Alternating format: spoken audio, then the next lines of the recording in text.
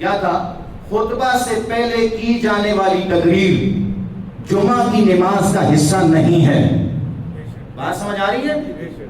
شریعت نے اس کے لیے کوئی خاص حیت متعین نہیں کی، جس کی پابندی ہر خطیب کے لیے ضروری ہوتی، بلکہ مقرر خطیب یا سامعین کو جس انداز میں سہولت ہو وہ طریقہ اختیار کیا جا سکتا ہے۔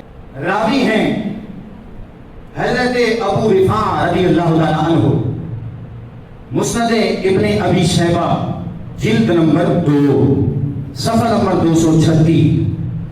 آئیے، ان ابی رفاعہ، حضرت ابو رفاعہ رضی اللہ تعالیٰ عنہ سے مروی ہے، قال، آپ فرماتے ہیں، آتیت النبی صلی اللہ علیہ وسلم وہو یخطب، کہ میں سرکار علیہ السلام کی خدمت میں حاضر ہوا، اس وقت سرکار خطبہ ارشاد فرما رہے تھے، سرکار خطبہ ارشاد فرما رہے تھے۔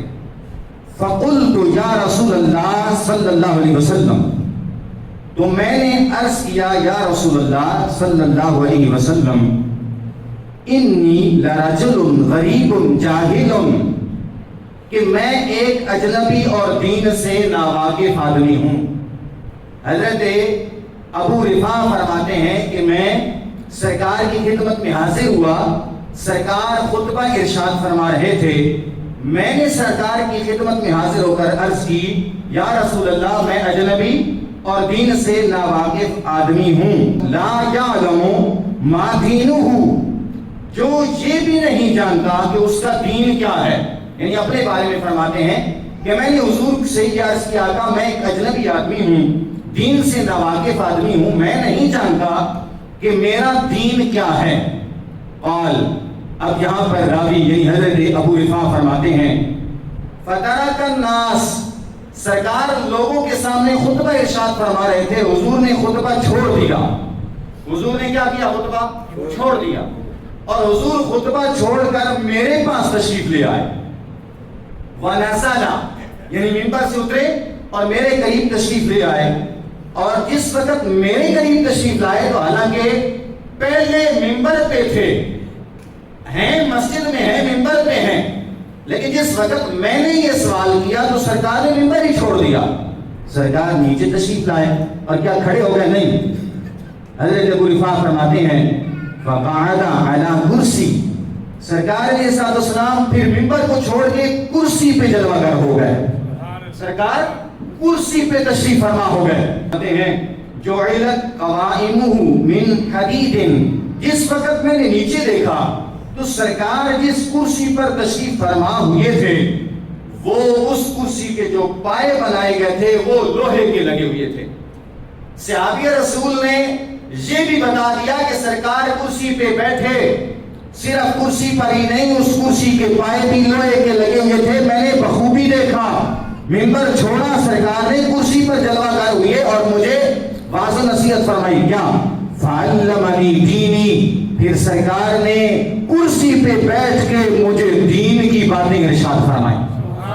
سرکار مسجد ہے نا، مسجد میں ہی سرکار نے ممبر چھوڑا، سرکار کرسی پہ جلوہ گر ہوئے، سرکار نے سوال کرنے والے کو اس کا دین بتایا، دین کی باتیں سکھائیں۔ یہ صحابی رسول ہیں، مولوی نہیں بیان کر رہا، حضرت ابو رفاعہ بیان کر رہے ہیں، اور بیان سرکار کا عمل کیا جا رہا ہے۔ جس وقت سرکار نے دین کی باتیں بتائیں، فرماتے ہیں فَعَلَّمَنِي دِینِی، سرکار نے مجھے دین کی تعلیم دی۔ جس وقت تعلیم دے چکے، ثُمَّ رَجَعَ إِلَىٰ خُطْبَتِهِ، سرکار پھر ممبر پر بیٹھ کر خطبہ دینے لگ گئے۔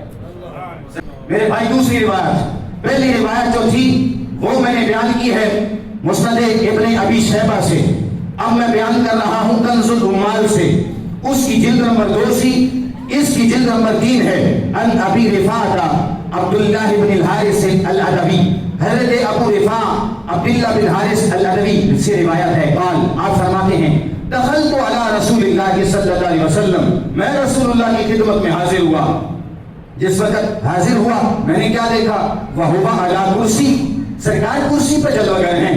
جب سرکار کو میں نے کرسی پہ تشریف فرما دیکھا تو پھر کہتے ہیں کل تو ادنا قوائمہ من حدید، فرماتے ہیں میرا گمان یہ ہے کہ سرکار جس کرسی پہ بیٹھے تھے اس کے پائے لوہے کے تھے. پھر میرے کانوں نے سنا کہ سرکار فرما رہے تھے.